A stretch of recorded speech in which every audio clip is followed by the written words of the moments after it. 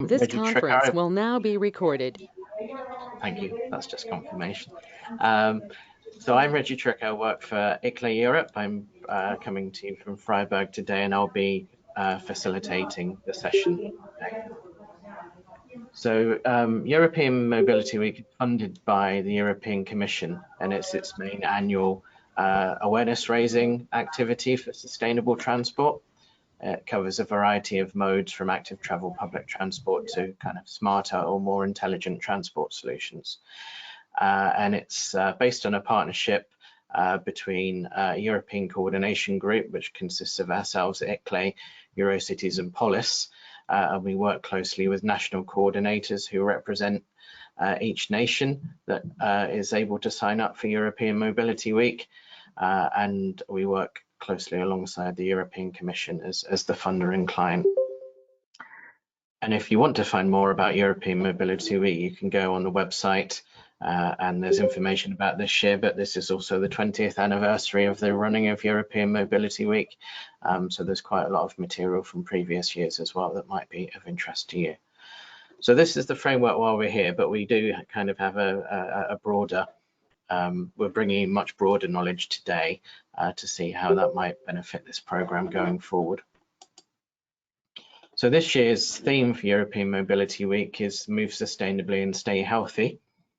So we're particularly looking at this year at helping local authorities identify opportunities for health improvement in their mobility strategies and campaigns.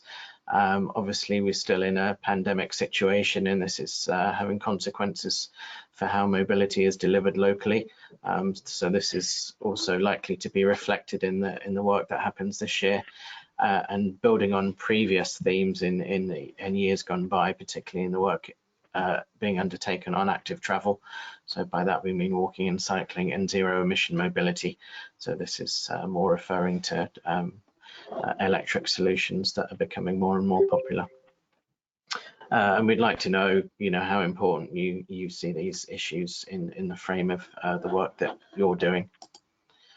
So without further ado, we have a running order. I'll soon be over with this welcome and introduction, and we'll have some people bringing some ideas and some knowledge to the discussion and some speaker pitches. And we would invite you during that session to use the chat to yourselves contribute any ideas or discussions. And then we'll open up the floor. You can either carry on typing questions in the chat, or we can open up the mics and we can have a broader discussion involving the speakers and yourselves. So just returning to European Mobility Week briefly, there are 3 different activities that cities quite often engage with. The week runs between the 16th to the 22nd of September. So quite often cities do awareness campaigns based on posters or events during that week. They can also do a specific car-free day on a specific street, and they can also introduce or launch a permanent measure. So the extent that young people are involved in these activities, or the extent to which these activities resonate with younger people, is definitely something that we would like to consider and discuss today. And alongside this, we have some mobility actions which are open to anyone to register. So this could be a business or a community group, alongside these 3 categories that local authorities are involved in. So what do we mean by youth engagement today? Well, this is kind of open to the speakers to interpret, but we are really targeting the age group of roughly between 15 and 25 in the session today. We acknowledge there's this kind of life cycle from left to right, and quite often the very youngest in society have specific mobility initiatives targeted towards them. So an example is school travel plans, where we've had over 2,000 registrations during the running of European Mobility Week on activities related to school travel plans. There's further initiatives on child-friendly design. Amsterdam has an example of a junior bicycle mare.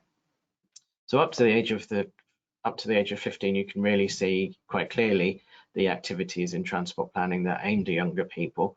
But then as people move more into adulthood, maybe they become part of the general transport planning mix and become less targeted in some ways. At the same time, we have people moving through their careers as young professionals into transport planning roles. And what we're trying to consider here, as well as how does their approach differ to maybe their colleagues in terms of being aware of the needs of younger people and actually reflecting that into their work. So we would like to kind of think about these age groups, and particularly the 15 to 25 sphere, and understand if we should be targeting this age group more, and if so, how. So we have shortly we'll have 5-minute pitches from 3 speakers. I'll allow them to introduce themselves when the time comes, but we have Ruth, Sarah and Sarah, so very welcome to you, and thank you very much for joining our session today. And by way of warm-up, we have the regular poll opportunity, so we would invite you to participate and just to get your overall ideas at the beginning. And I'd like to just pass over to my colleague Jasmine to introduce the Slido activity. Yes, hi everyone. Also from my side, you should be seeing my screen at the moment, I think. I hope it's switched, Virginia, I took over from you. So please go to Slido if you're not familiar with it. Elma, my colleague, will also be posting it in the chat, so you can just copy paste and answer the poll questions we have there. I'm going to activate the first poll, and there we just want to know, does your city area have a mobility plan? And the answers are yes, because you know it has one, or no, you know that it doesn't have one, or you don't actually know if your city has a mobility plan. So let's find out.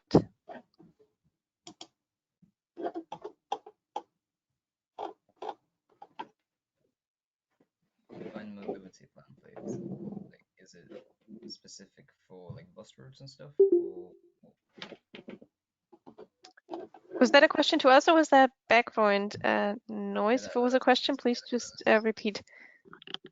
Could you please define mobility plan? By that, do you mean like bus routes and things, or would you mean something more specific? No, like a specific policy plan, whether it's like a sustainable or urban mobility plan or a different one, but it should be an actual document. Okay, thank you. All right, I'm going to give it a couple more seconds because not everyone's answered the question yet, and maybe you still need to go to Slido. Please also keep it up. We do have a couple more questions to follow. But generally, I think it's looking good because, yeah, a lot of you know whether or not your city has a mobility plan, and most of your cities actually do have one. All right, so 5 more seconds and then we'll close this one. All right, but I think it looks very good. So we'll hopefully hear more about these mobility plans and how maybe youth was involved in creating these in the discussion to follow. Then we'll now move to the second poll, which you should also be seeing. How aware do you think you are about how your city area makes decisions about mobility? So this is just you personally. Do you know how these decisions are made? Are you very aware? Are you aware? Are you not aware? Or have you never really thought about it?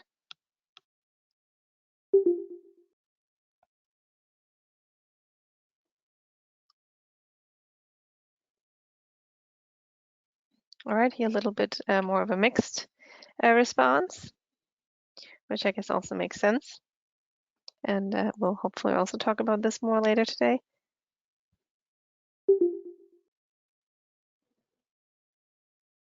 All right, I'll wait another couple of seconds for those of you still thinking about it. But generally, I also think this looks good because, yeah, a lot of you are aware or very aware, which is great, but I guess also why you might have signed up to join today. Okay, then we'll move to the third question, which is how would you describe the current engagement of young people in urban mobility planning in your city area? So is it good and effective? Is there engagement, but it doesn't, yeah, it doesn't really help that much, and it's more to check it off, check a list. Or is there not actually any specific engagement happening? or do you not know?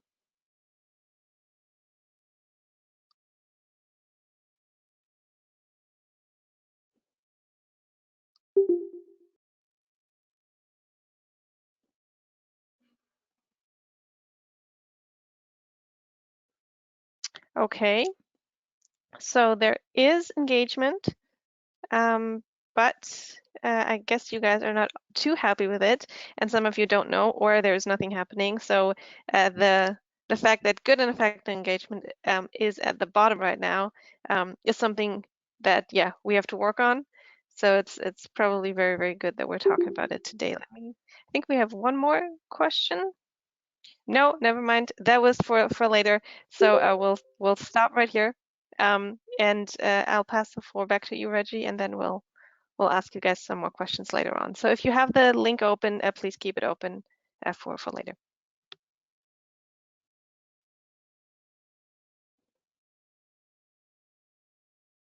Reggie, you're still muted. That's probably no bad thing. I also tend to look at the negatives a bit more closely, and although, as Jasmine said, that there are very positive things, actually a third of you not having a mobility plan or not being aware of how decisions are made are again something that we can work on, and that the 80% of people said that they felt it. Engagement of young people was somewhat unsatisfactory is definitely a reason for justifying this event and making some recommendations following it. So without further ado, I would like to introduce our first speaker today, which hopefully Ruth is on the line from the Icelandic National Youth Council, and I'd invite you to start sharing your screen, please. Good morning, everyone. I don't have a presentation on slides, so I'm going to keep it like that. Yep. I hope that's okay. I'm just going to talk to you all. I'm very glad to see how many people are here and that are interested in this topic. As you said, my name is Ruth Einarsdóttir. I'm from the Icelandic National Youth Council, where I'm working as a project manager right now.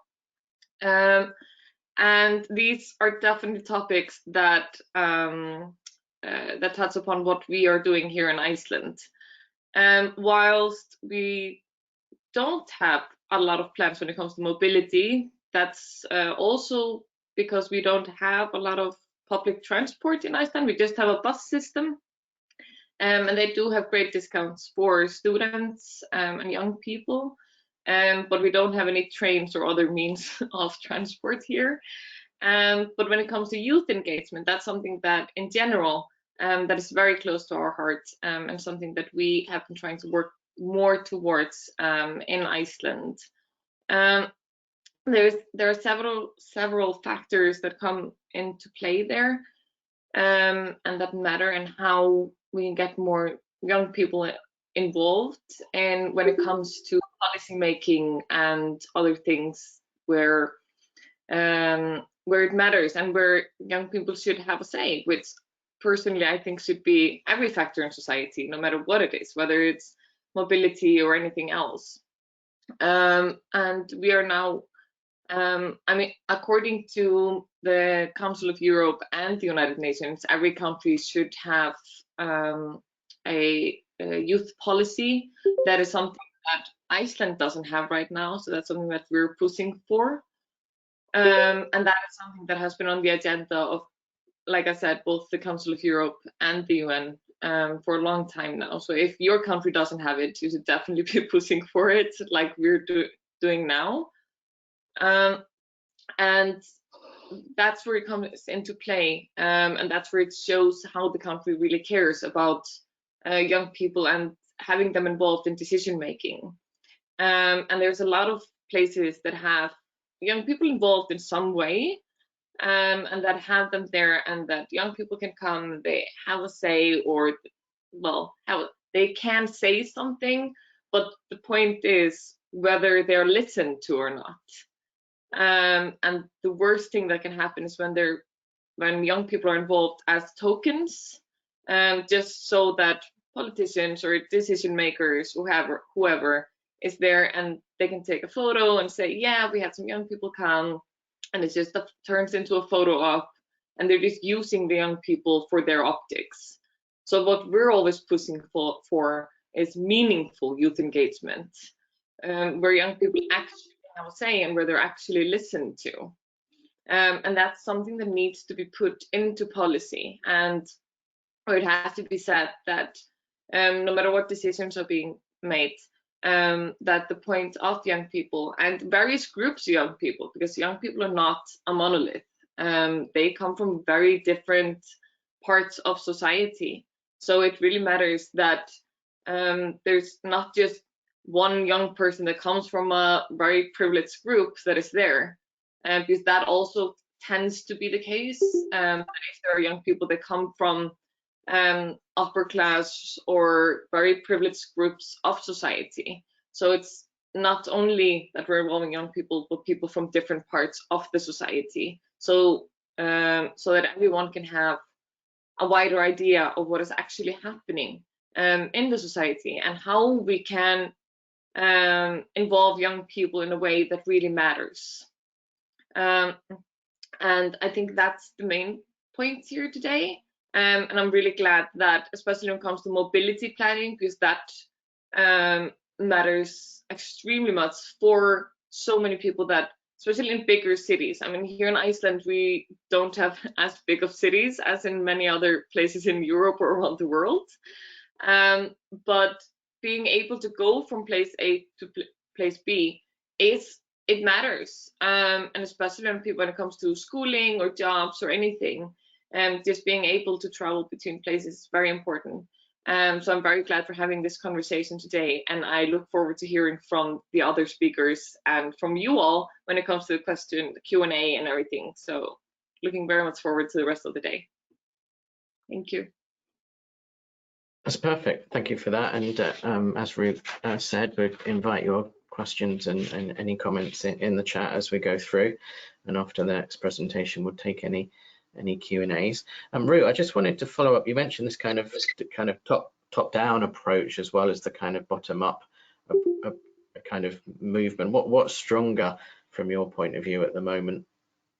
I am a strong believer in bottom-up approaches, but it's always a matter of having a mixture of both, because I mean, no one can be an expert on everything. So as long as we have some experts and being able to get input from bottom up, and that it is included so that people get a sense of reality and what is actually happening to people, I think that's very important. So some sort of a mixture. I mean, in general, Iceland is not a very hierarchical country. We do tend to have a lot of linear decision making. But I would say that definitely it's important to have some bottom-up approaches as well. Perfect. Okay, it would be interesting to look at mobility plans that do exist and see how many do reference youth policies and how many transport planners that work in local authorities are aware of these top-down agendas, as well as needing to listen to young people locally. So thanks very much for that. That's brilliant. So I'll move back to the slide deck, and I will introduce the next picture, which is, sorry about that, which is Sarah from Friends of the Earth. I'd invite you to introduce yourself and share any slides you might have with us, please. Yes, thank you. Thanks for inviting me. I'll share my screen. Can you see my screen? Yeah? Yes, thank you. Okay. So hello, everyone. My name is Sarah. I'm part of the Young Friends of the Earth Europe. I am part of the steering group as well as a volunteer. I come from Cyprus, and Young Friends of the Earth Europe, it's a grassroots organization that focuses on environmental and social justice.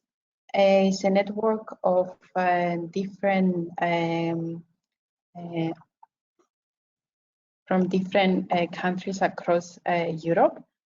And we value, our values is based on intersectionality concept, which is intersecting the different characteristics of people and looking what makes them marginalized or discriminate. We also value, apart from environment and social justice, we value gender, economic justice, collective actions, equity, solidarity, and many more. And some of the projects we worked on is Growing Together in System Reset. Growing Together is a project that already finished, but it's good to mention because it's for food sovereignty. I have some links that I can share with you later on. We had more than 100 trainings and more than 3,000 people attend. The System Reset project is the one that is currently going on. It's about gathering the visions from youth from across Europe. And we want to make a proposal for the European Green Deal. We already had some trainings, and we had again many people attending to our workshops. In general, the Young Friends of the Earth Europe trying to bond their networks through different trainings and activities. We have summer camps and annual general meetings where we can discuss what happened the last year and what we want to see the next year. And of course, we are an activist group. We have a lot of action going on, from demonstrations to singing, let's say, Christmas carols about the environmental justice. And now I'll go through the visions we had for the mobility, which was under the System Reset project. We had a week of different sessions and trainings where we discussed more about the zero emission cities, walking as an underestimated section in the environmental circles, and how we can cycle through towards the European Green Deal. The visions we collect through these sessions, the most common things people mentioned were that we need less cars in the city centers, more spaces for cyclists and pedestrians, and prioritizing our sustainable transportation. So for the first one, the main concern is that the cars is dominate in a space, in an urban space, and we need to give alternative solution to public space or public bicycles. The second one is more about the demanding a better infrastructure that for cyclists and pedestrians to create safer and nicer places where you feel more comfortable to walk or bike. And the third one is demanding, let's say, more expenses to polluting modes such as flying and driving, and give alternative ways to renewable long distance trips. A part of what we want from the government, we also create a vision where we see what we can do as individuals. So by changing our mindset or giving up, let's say, cars, in a company level, we can also see as, let's say, the companies can have the more working from home, and in a community level, we can see also the sharing, using the spaces from car parks in alternative ways, such as sitting areas and vegetation and other stuff. So the proposal we are making is a position paper that we will send in the EU for the European Green Deal. And as I mentioned, is the voices from the youth from across the EU countries. And the steps we take is collecting the vision. Now we are in a process of making the proposal. We are mapping the decision makers so we can later on reach out to them and send them our proposal. We also going to be part of the COP26 and our and we'll keep fighting for the environmental and social justice. here you can find some resources. So I can share our manifesto and our intersectionality toolkit, as well as our social media. And I would kindly like to invite you to share your own thoughts of what will Green New Deal be for you. Thank you. Thanks very much for that, Sarah. That was a great presentation. I'd like to just at this point ask if anyone wants to make any comments on the first two presentations and the interesting material that we've seen. If you want to type hand in the chat box, we can then ask you to unmute your mic. Or if there's not hundreds of people wanting to ask a question, you can just unmute your mic and go ahead.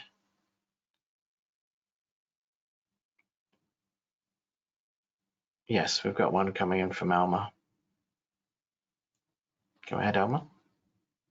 Hi, hi everyone. Thank you, Ruth, and thank you, Sarah, for your presentations.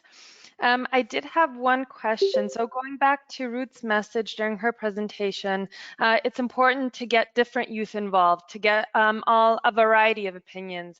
So now, Sarah, going back to you, how did you make sure that this was the case? How did you ensure that a variety of youth engaged in the process, that you got opinions from different youth from different parts of Europe and also different age groups? So I'm curious about that. I can respond to that. So Young Friends of the Earth Europe, we have a local bases across Europe. So we collect the vision through these local spaces, and we always try to make the marginalized or underrepresented groups to come up forward, so we will have more diversion in our vision and proposals. Yeah.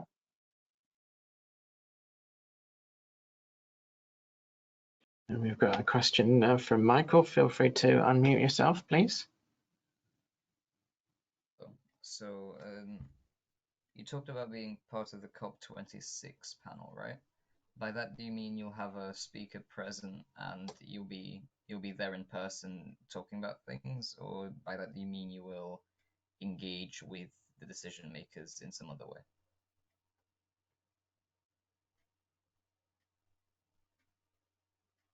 You guys hear me? Yep, was that for Sarah or for Ruth, Michael? Oh, that was for Sarah, sorry, for Friends of the Earth. Sarah, did you hear that? It was a question about how you would can you represent repeat? yourself. Sorry. I can try and paraphrase it. Your mic's a bit soft, Michael. It was whether you would actually be physically at the COP event, or would you be engaging with the decision makers in other ways around the event. I think in general terms, that's what you were asking, Michael. Yeah.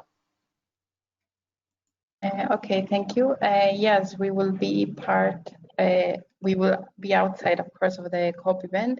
And some of the groups of the local groups will be there to represent us, and we will, let's say, shout so they will hear our demands. As well, we will send them our proposal in document form. Yeah. Perfect.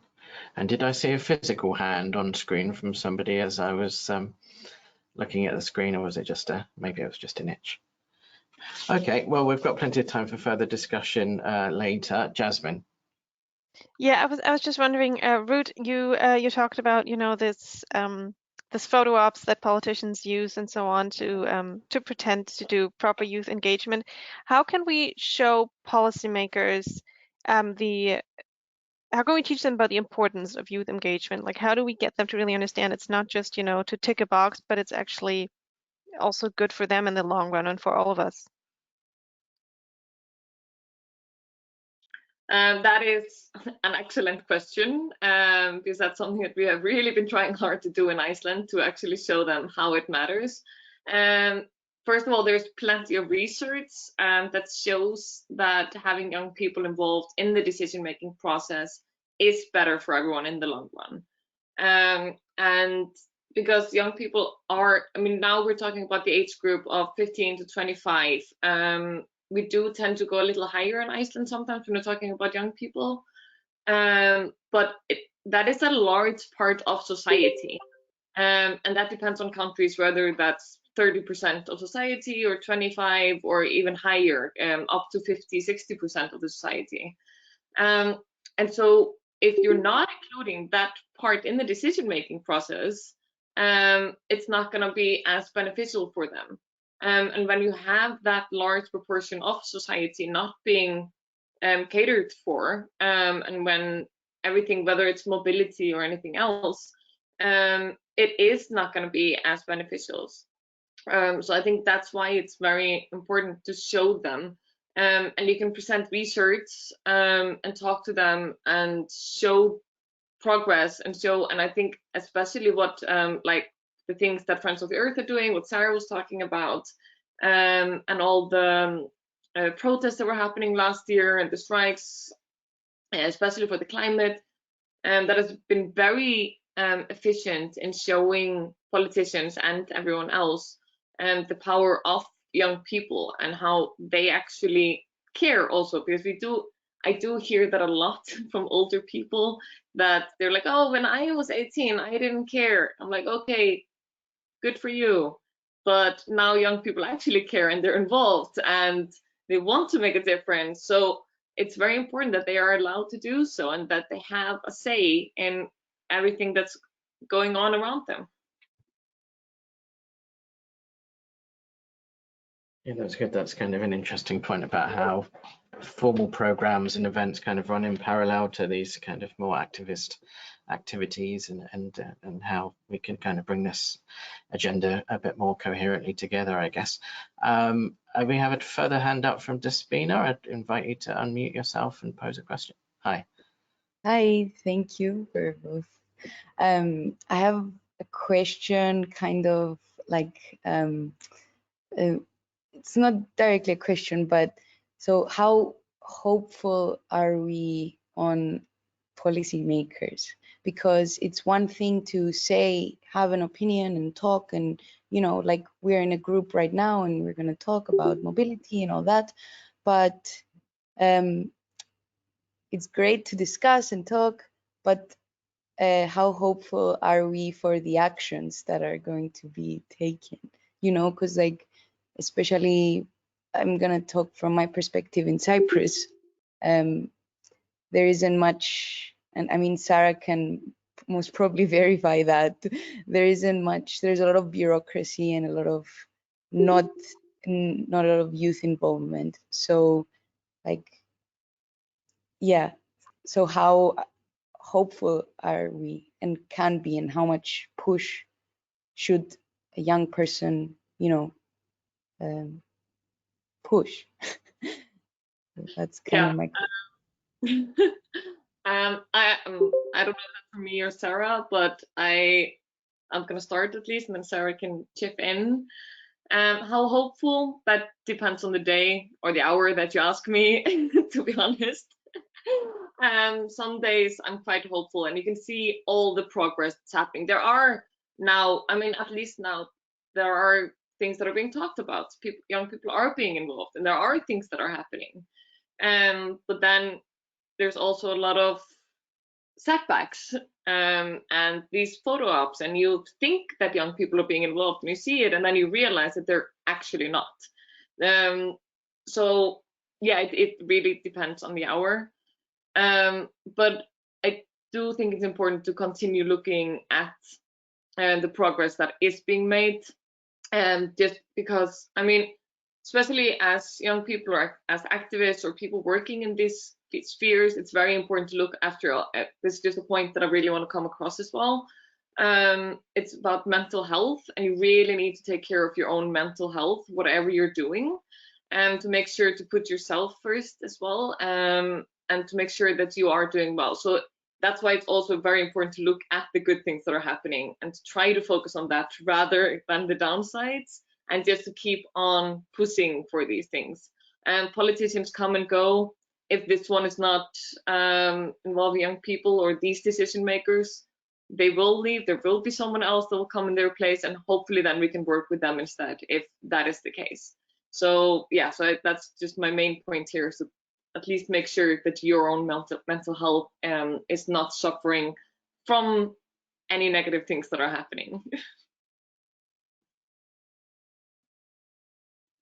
Yeah, thank you for that. I think it's a challenge for everyone, isn't it, who speaks out, to actually realise they're going to be subject to support, as well as quite a lot of criticism by people that they don't necessarily know personally in today's environments. So a lot of these questions are very relevant to the other Sarah, who I want to loop in very shortly. So I'll just take one more question from Rose, and then we'll have further chance to discuss these issues as a whole group afterwards. So hi, Rose. Hi everybody. I'm probably one of the older members of the group this morning, but I'm here representing policymakers to hear what you have to say. So I am a member of the Southern Regional Assembly. We're a regional authority in Ireland and the policymakers between national and local government. And I suppose I do agree with some of your comments, Sarah and Ruth in particular. There are some of our local authorities and they're bringing on board members of the youth community in a token manner. But we are, as a regional authority, trying to change that. And only in February this year, I actually undertook an event which was called the Youth Voice, joining the conversation on sustainable transport in Waterford City. And we turned that event on its head in that we didn't allow any older members of the community, policymakers, decision makers, to actually make any presentations at the event. All of the presentations came from members of the youth. All of the questions came from them. And we had a panel of local authorities, regional government, national authority, national transport agencies sitting on an expert panel. And all of the members of the youth not only could present their views, their comments, their presentations, their videos, but they also could address direct questions to all these important policy and decision makers and put them on the spot to actually address the issues that they had. So it's the first time we ran an event like that purely for the youth in Waterford City, to have a direct link into those people who are making policy decisions and decisions about their future and their future mobility in the city. To a degree, I'm defending some regional authorities and local authorities. It was probably one of the more interesting events that we've ever run, in that it completely focused on the youth of our community, and it did address all age groups. So there was primary school children, but there was also secondary school children, and there was third level students who were involved in mobility projects, and they all got an opportunity to address the panel, put them very, very intimidating, serious questions, and call them out on some of the decisions that they had done previously. And the policymakers and decision makers were put under pressure, and that's no bad thing. So I'd just like to share our experience here in Ireland. So I do think some of the policymakers, we are listening, we are trying, and certainly we in the Regional Assembly here in Ireland believe that that's the direction we need to be going, and it shouldn't be tokenism. I absolutely agree with you. Thank you, Rose. When you said you're from Ireland, I wasn't surprised, because I've been in a lot of events like this, and there seems to be a trend where there's a lot of people from Ireland. So it's really good to see that I can definitely tell that people there care, and I think that's fantastic. And I remember when I was at the Council of Europe, the Congress for Local and Regional Authorities, there was a youth delegate from Ireland, and he was very involved in what was happening in his county. He was from Cork, and there was a lot of things happening there where he could be involved and everything. So there are definitely fantastic things happening in Ireland. I would like to say that there's even further steps that you can take. There's an example here in Iceland where the local authorities, they have the city council, where they always have young people as a part of any committee that they have. So I don't know if it's the same in other places where it's councils or city council has a lot of different committees for different decision making. And here there's always some youth delegates that are elected by other young people. So they have once a year like a mini parliament or whatever you want to call it, where the young people are elected to participate in these committees, and they have equal say to the people in the committee. So they don't just get to ask questions, they also get to make the decisions, and they get paid for it, like the other people that are in the committee, because these committees are, each member of the city council gets paid specifically for attending these committees, and the young people get equal pay as them as well. So there's always further steps that can be taken, and that, I think that is how it's done in that city council here in Iceland is a fantastic example of how young people can be meaningfully engaged in these activities. And that also answers the question from Divi, how we can engage youth from underprivileged parts of society. So they can also run things, and everyone can, and then in that way they can be involved. And there's different ways that people from different parts of society can be involved in as well, but it's about creating the space for that. So yeah. And I absolutely agree with you, Sarah. You know, there's always room for improvement, and that's why I'm here today to hear your views and comments and suggestions. So thank you very much. Thank you. Thanks, Rose and Root, for that. And again, European Mobility Week provides a bit of an opportunity to do events like this, or to arrange a committee that's done and run in a slightly different way. And certainly it provides an opportunity to give these, you know, from the experience that's going on in Ireland, to share these practices with other authorities, to give them some inspiration.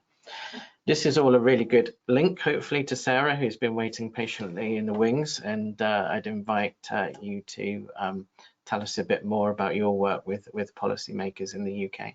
So welcome, Sarah. Thanks, Reggie. I've been invited to share my screen. It's the first time I've done this with GoToMeetings, so I'm hoping this all works smoothly. We can see your desktop at the moment. Now you can see a slide, hopefully.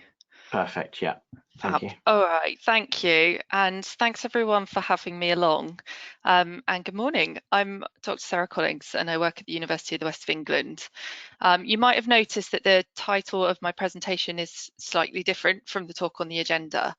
And that's because we've recently launched our project, which is called Transport to Thrive. And I do want to tell you more about that and how we're working with our youth advisors and policymakers at the end. But I wanted to focus today on the evidence base really that underpins the project. And in particular, or what we know about how transport can enable young people to thrive, not just today, but also in the future. So I wanted to start with a quote, and this is from a young man who took part in a bit of research by one of my colleagues a number of years ago at UWE. And it really illustrates how important transport can be to young people. And here, particularly demonstrating that the cost of transport can limit employment opportunities. And this young man noted that the price of the bus fare into town was eating up his wages and it almost wasn't worth getting the job in the first place. And access to employment matters not only for now, but also for the long term. And that's true of access to a lot of opportunities. And it matters to our long-term health. We can see this in the gap between the life expectancy between the poorest and richest in our society. That are the social factors and economic factors in which we live can impact on our chances of living long and healthy lives.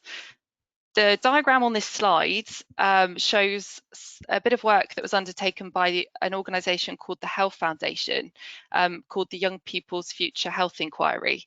And they were looking particularly at those social assets that young people needed, aged 12 to 24, to enhance the chances of them becoming thriving adults and having greater chances of longer term health. Through this work, the young people that they spoke to from all nations in the UK, all 4 nations of the UK, identified that transport was a barrier for them accessing the things that they needed to thrive. And if we look even at a very high level at what makes young people's circumstances different from other age groups and how we design our transport systems, it's not difficult to see that there could be a problem. Young people have generally less disposable income, lower access to a car, and are more reliant on public transport.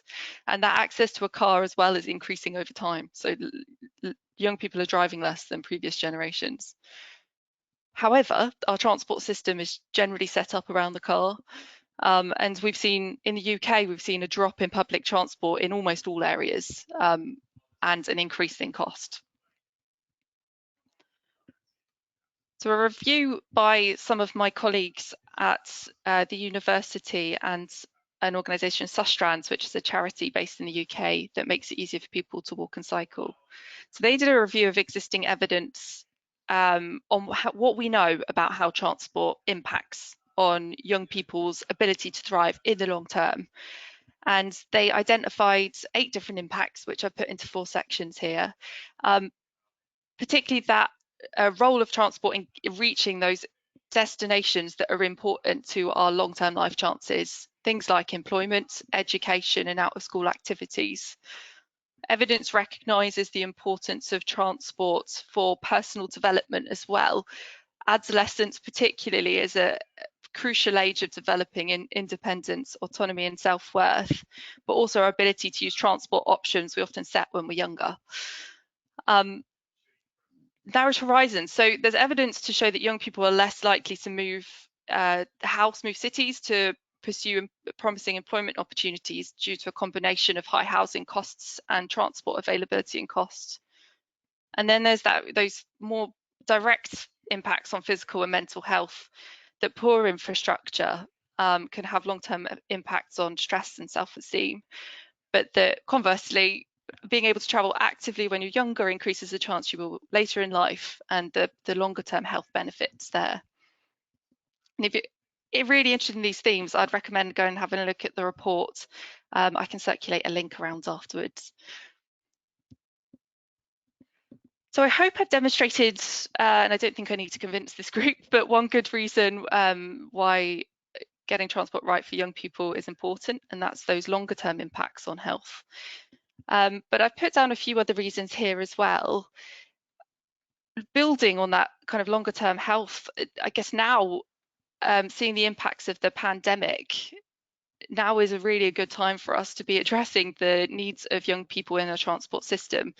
As young people, we know have seen a disproportionate effect of the pandemic on employment, education, social experiences and mental health. Addressing widening health inequalities. In the UK, in England recently, there's been a report that shows that the gap is growing between the health of the richest and poorest in society. And the steps that we take to support the health outcomes of a really broad, the whole group, a very diverse range of young people, can help increase the number of years all groups are living in good health in years to come. And concern about the last point is around addressing kind of broader policy priorities. Climate crisis being a major one of those, and young people, you get it, you're living with it for longer. But this is real opportunity for us to address wider impacts of transport on inclusion, making it work for more people and being more equitable. So we should be paying attention to what young people want for their futures.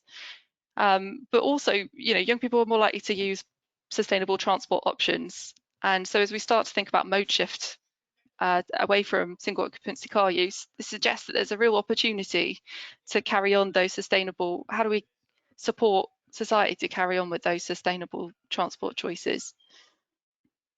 And final point I wanted to make is that some of the solutions that improve inclusion and health outcomes can also address those environmental, air pollution and physical inactivity policy priorities. For example, low carbon and active travel solutions can help reduce carbon emissions and improve air quality. And these solutions also tend to support access to opportunity for young people.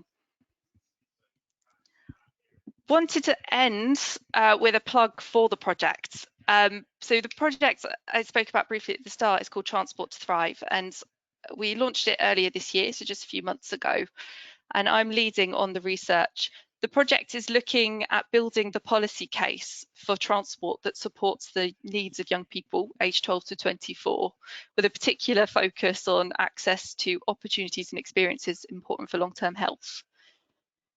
The project's joined between UE and Sustrans, but we're funded by the Health Foundation under their Young People's Future Health Inquiry. And we're going to be building the case for policy relevant, by building policy relevant evidence and generating new insights through research. We're importantly though guided by two groups of advisors, which are our young advisors, and I think we've got a couple of members here. It's really good to see you. And our boards of policy and practice stakeholders. So these are decision makers at a local and national level. And we are working with these two groups. We've met a couple of times with our young advisors already to hear that, get that expertise and lived experience, and to guide how we bridge between the research and policy action. And we bring a couple of our young representatives along to our board of advisors meetings with the policy and practice stakeholders as an equal group discussing the issues and priorities around young people's travel needs. So I'm going to stop there. If you're interested in finding out more, I put my email address on this slide, so do not jot it down and send me an email, but I'm happy to take any questions here as well. Thanks. Thanks for that, Sarah. That's really good to hear that work that's being undertaken. Do we have any questions immediately for Sarah, please? We have some more time for discussion now. This is also the opportunity for Sarah to contribute towards some of the earlier questions that were asked. If there's anything that you wanted to say about the previous discussion, Sarah. Yes, but I'm trying to stop sharing my screen first. Can you tell me how to do that, Reggie? Sorry, I'm struggling to find the button. I think you can just see a blank screen at the moment. Yeah, there should be, next to the mic and camera button, there should be a third button. Oh yeah, everything's shifted around. That should have done it. There we go. That's got it. That's perfect. Yeah. Wow. I think just I think building on that last slide, I can't remember. I think it was Ruth was talking about you know, how including young people as equal players in decision making, and I just wanted to echo that thought, and that's kind of our thinking behind bringing together our young advisor group and our boards of advisors for this project to guide our research activity.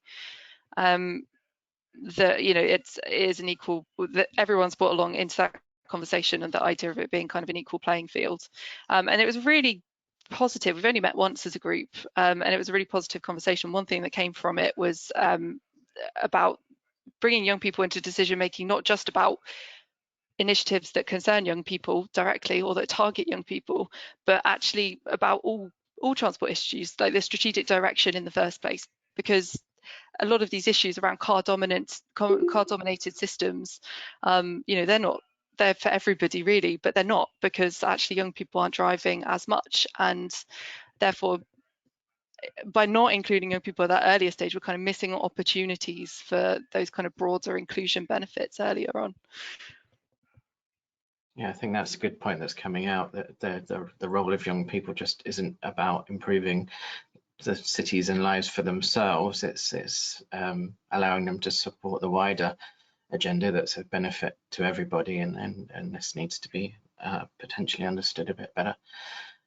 I wondered, going back to the first Sarah's presentation, where you had these great montages of different aspects that supported sustainable mobility, and many of them were very similar to mobility plans and mobility aspirations at the moment, so there was nothing kind of too radical that's different. But I think there are some things here, and I wondered if there was anything in particular that you think is really not supporting the views of young people in terms of the changes that occur at the moment. So there's changes to streets, there's different investment areas. Do you think there's something really bad happening in any examples, or in overall terms that you think really need to be rectified in terms of modes of transport that have a preeminent focus at the moment, or just the general kind of debate about mobility? Do you think there's anything that's particularly going in the wrong direction that should be addressed? That's a question to our speakers, as well as a feeling from the wider audience.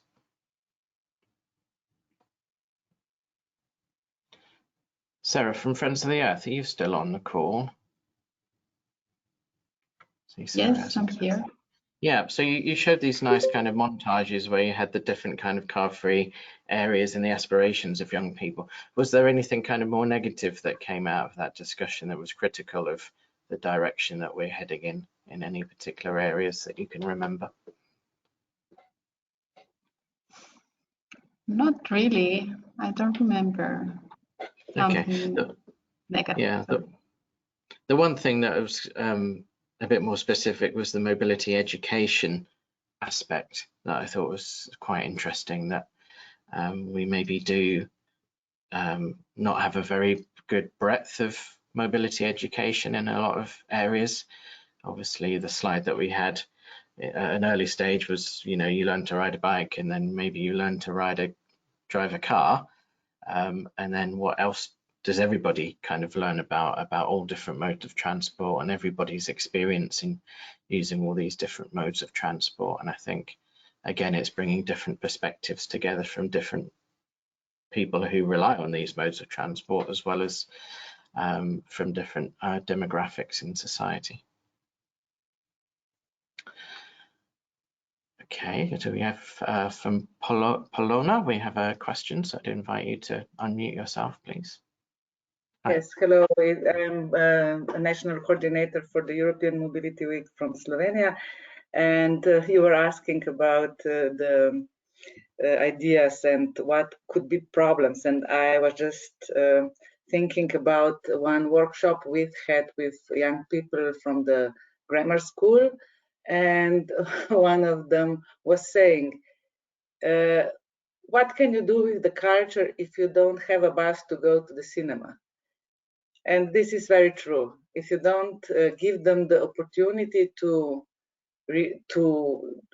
move in a sustainable way, then you cannot call on them to do that like that. So in Slovenia, we have a particular problem that public transportation is not organized very well. So there are, as Ruth from Iceland said, two approaches, bottom up and up to the bottom. So on the national level, we have to assure everything to make young people use the sustainable mobility modes in the most possible ways. And on another hand, there is a question how to call on these young people who already have these opportunities. Because on the other hand, we have situation where everything is possible, but still young people are not very keen on changing their travel habits.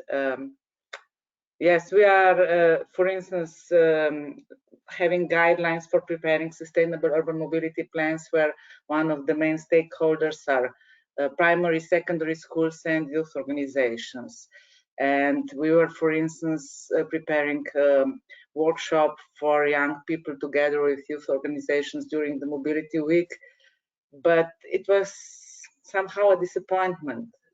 Young people were not very active, and after that we had workshops on secondary schools, and at the end, when they opened and discussed really very open, they actually said that all they want to do is to have their driving license and to be able to use to drive a car and to get rid of this awful public transport.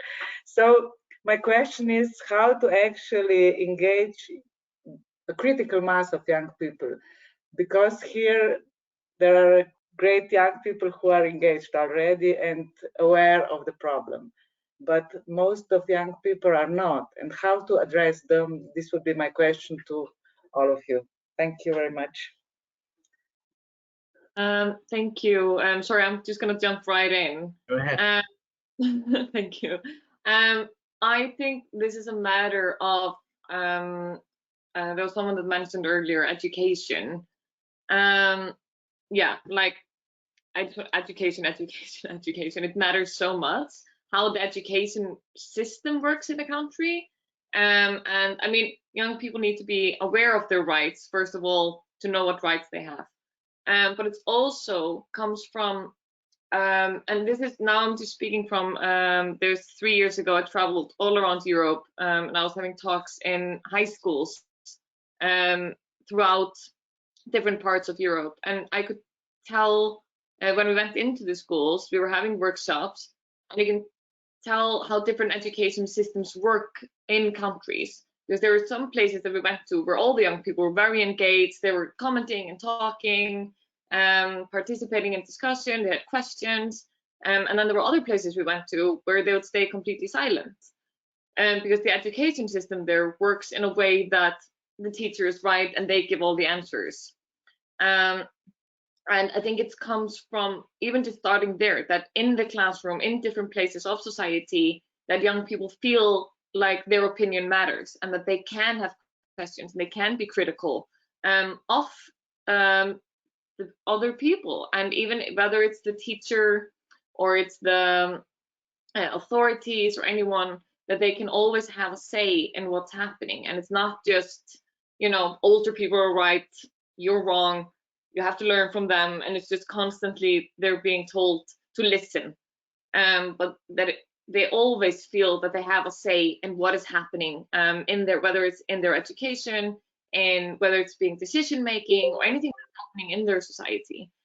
So I think it starts from a very young age, and that the education systems in countries should be in a way that they can feel that they actually, their voice matters.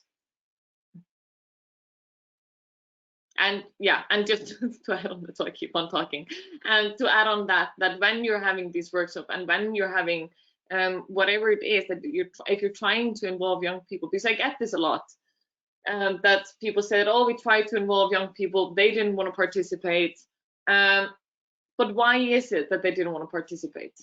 You have to always look at critically at why weren't they participating? Was it because they're not interested, or was it because they thought that it wouldn't matter? Because if you can show them results, that whatever it is that they do, that it matters and that it actually makes a difference, then they start to get interested and they start to feel like, hey, they're actually listening to me, I'm going to keep on talking. You know, it has to be in a way that they feel like it actually matters. So we'd be interested to hear from other people in the audience here, who are these young people that we keep talking about, in terms of the practical steps that policymakers could use to involve you. So if we go away from this event and say, look, we want the young people to be involved in all the ways that we discussed, what do they actually need to do? How do they do it practically? What would work for you as a kind of a outreach method? Does anyone have anything to contribute there?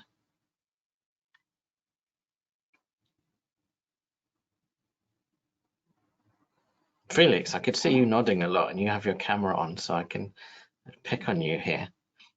How would you feel, as if, you know, how would you want to be approached by a local authority to be involved?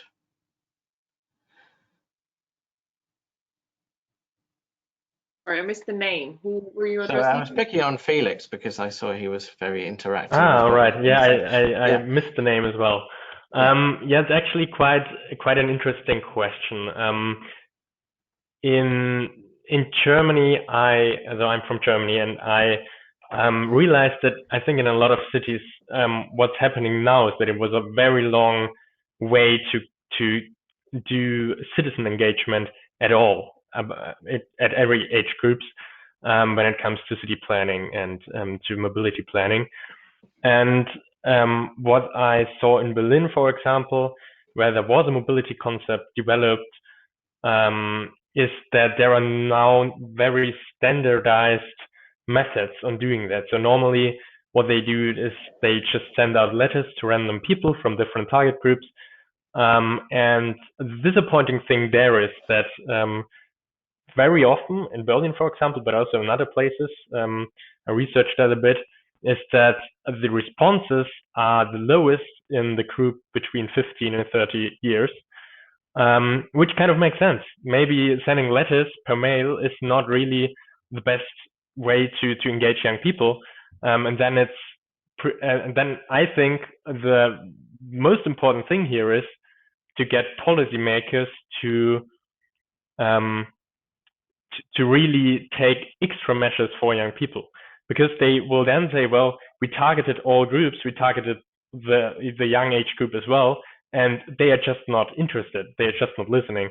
And so I think what works better, and I saw that in a small southern town in Germany, is that they used online methods and more like a gamification approach. So they had a website where you could actually plan your own tram routes or bus routes on a map, like very easily, and very well. Actually, it was a lot of fun doing that. And then they aggregated this and used this for, well, what are the most young people wanting? What routes would be interesting for them? I think it's really important to make clear that these approaches are the ones that you have to take if you want to engage young people, and that more traditional methods of citizen engagement, as important as they may be, are maybe not well fitted for reaching out to young people. Okay, I think that's a really good point, actually, to study the channels that we use a lot better, and to really, as you reflect on, not use a one-size-fits approach and then blame that on the engagement not being successful or the ideas not coming forward that you expect. Right, I need to wrap up very shortly. We had Joseph with his hand up. I'd like to bring you in for a brief intervention. Joseph, hi, yeah, I'm Joseph. It's nice to be here. Yeah, I just wanted to bring one point on the engagement of young people with the decision makers. I think all the process has to be accessible to everyone, because coming from a country that we speak multiple languages and maybe some processes are in only one language, people will not be able to participate or interact or bring their demands or their thoughts and so on. So language accessibility, or even now during the pandemic, if people do not have access to internet, to devices and so on, they're really crucial to bring people into the discussions, and especially people who are not naturally taking spaces and they should be heard. So accessibility and inclusivity is super important to take into account when we're talking about engagement with the decision makers. That's my point for now. I absolutely agree. I just want to add on to that. Even in a society like Iceland, where, I mean, we all speak Icelandic. It's just we have one language, everything is in Icelandic. But then we have a huge part of people that come from different countries that have migrated to Iceland. So I think it's to add on to that, to not just have the language of the country or languages, but also it's important in Iceland, we keep on pushing for this, that things are also done in English or in, I mean, the largest immigration population in Iceland is from Poland. So we have a lot of things that are also now happening in Polish, to engage with people that come from different countries but are living in Iceland, and that they feel like their voice also matters. And whether that's a part of the youth population or just in general, that it's also, like you said, language inclusivity, that everyone gets to have a say, and that we try to cater for as many people as possible. So yeah, thank you for that contribution.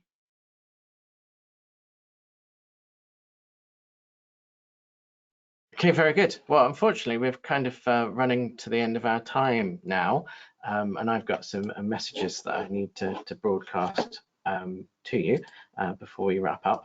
But please do continue to add any comments that you have, any burning things that you want recorded from this event that you haven't had time to, and we'll get to return to those after the event and consider them a bit further. So we want to provide a short report that goes out to our stakeholders.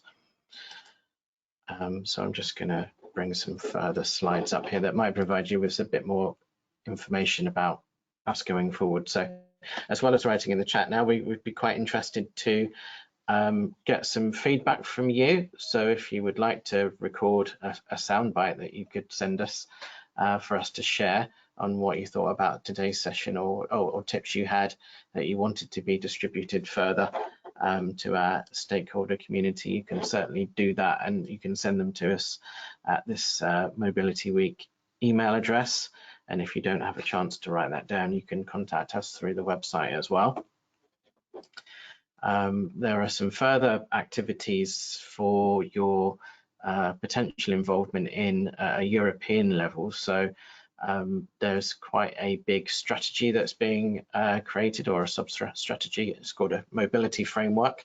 This is open for consultation until nearly the end of September, and this sets the direction for urban transport going forward. So I'd encourage you to look at this survey and particularly bring your perspectives to the consultation, knowing that it could otherwise be dominated by people that are more in the know, and we want a very broad range of people responding to this consultation.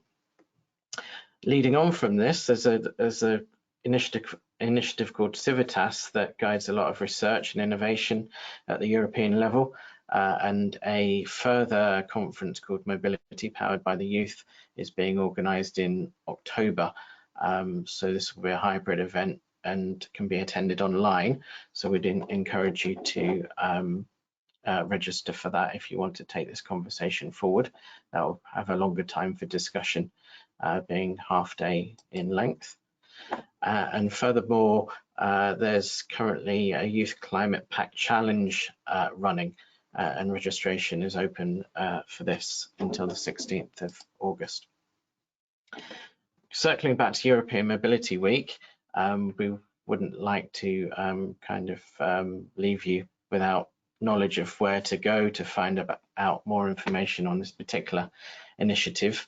So I mentioned this year's theme is safe and healthy mobility, and some thematic guidelines have been published as to what that actually means in practice, and it'd be great if you could read those, and if you have any input on those, get in touch with us. There's also a selection of videos and best practice on European Mobility Week. So some of these videos demonstrate the activities that have been carried out with young people. And as implied by this event, we would like to highlight this more going forward in the future. And a number of European projects have also attempted to focus on this age group, and two of which are Metamorphosis and Sunrise. So we think there's more knowledge that can be gained from looking at those projects a bit further.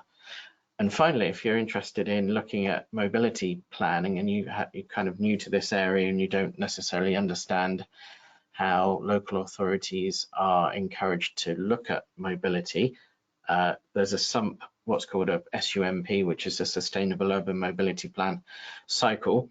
And this is accompanied by quite a lengthy document that would give you a bit of insight into how local authorities approach planning and critical areas where you could target greater involvement in this process. So without further ado, I would really send you very warm thanks for the session today. I'd encourage you specifically to go on Instagram, as Priscilla has rightly highlighted here, and follow us on European Mobility Week. And we would really like to use that as a channel for further engagement, as well as to get your ideas on other channels that can be used effectively in the future. So with that, I would like to thank you very much for your participation, and wish you a very good rest of the day. Thanks to the speakers and for everyone who contributed. Okay, goodbye. Bye, thank you all. Thank you very much. Goodbye. Bye-bye. Bye. Bye, thank you. Thank you. Take care. Thank you. Thank you. Bye-bye. Thank you. See ya. Thank you. Bye-bye.